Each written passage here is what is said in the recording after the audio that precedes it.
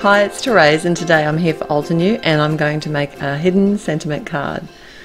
I decided to create my own sort of stamped background using some of their fabulous... Now these are just shapes and they have all different shapes in them, and I've chosen a few squares, 3 different sized squares. They're from the building blocks and the Simple Shapes XL stamp sets. I've got 2 pieces of cardstock. They're cut exactly the same size, and I have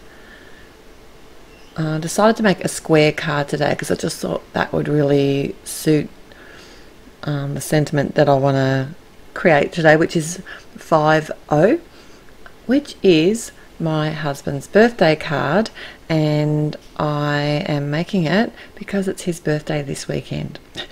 And I was originally going to do a really dark sort of masculine card, and I don't know, I had so much fun the other day when I made a similar card style like this. I thought I'll just give it a go. If it doesn't work, I'll go back to my original idea.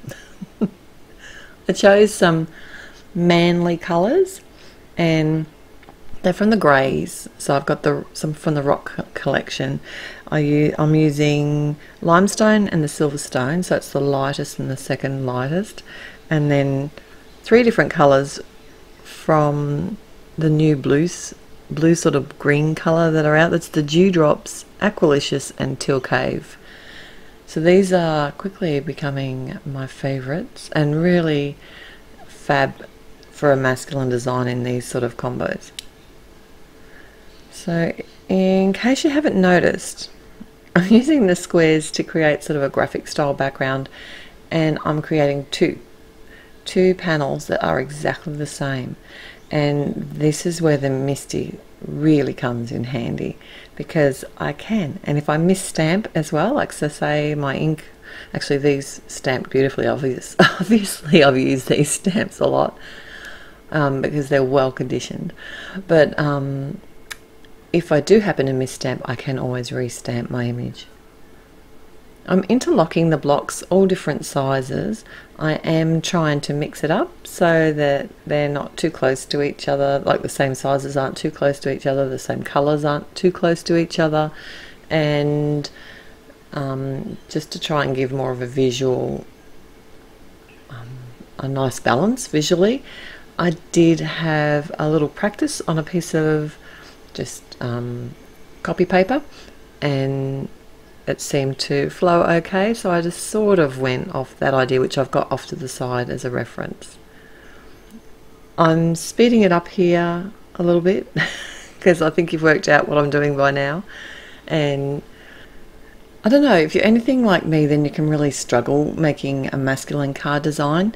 They are a bit, I find the women's female cards, girls, kids cards, all of those are so easy to do.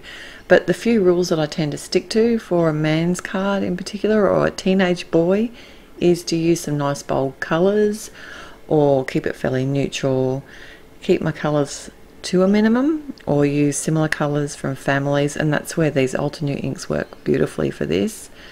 Often I head towards a graphic and clean and simple style too, and that seems to work for me.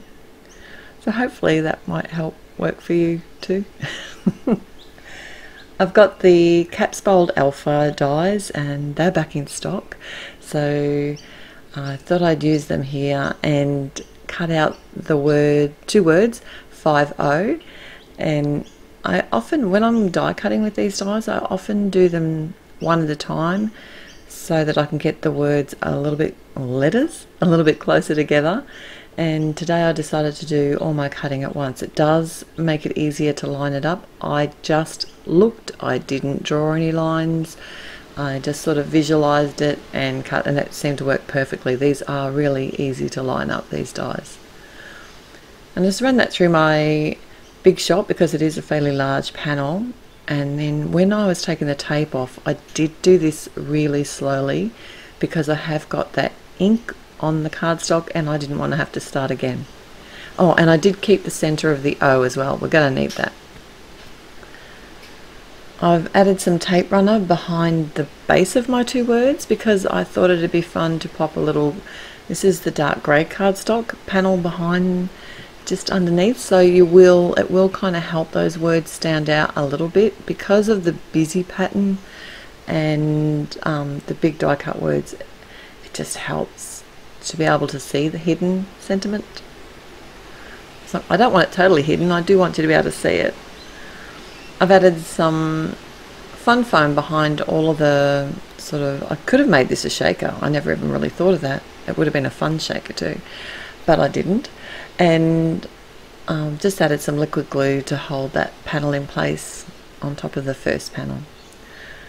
I did grab one of the speech bubbles from the sentiment and heat emboss that on some black cardstock using some pure white crisp embossing powder. And these dies, I find them a little bit hard to line up, so what I do is die cut a piece out of some scrap cardstock and then I tape that in place over my the sentiment that I've stamped here. And I find that by taping the two cardstocks together, it's not going to shift when I run it through my die cutting machine. And then I can simply just nest my sentiment die, the die that matches this sentiment. You can do this with any image, with any die, and nest that in place over the die cut, and it works perfectly every time. And I keep that piece of the guide cardstock as well, because I can reuse that next time I die cut that same word. Now I did make this top fold card. I've added my adhesive to the back of my panel and I can just adhere that down, and then decided to pop up my speech bubble sentiment, and that's my finished card for today. Thanks so much for joining me. I'll be back again real soon. Everything's going to be linked below, so head in the description to find out where you can get all these fun products. Oh, and I did add some enamel dots. Aren't they cool? Bye.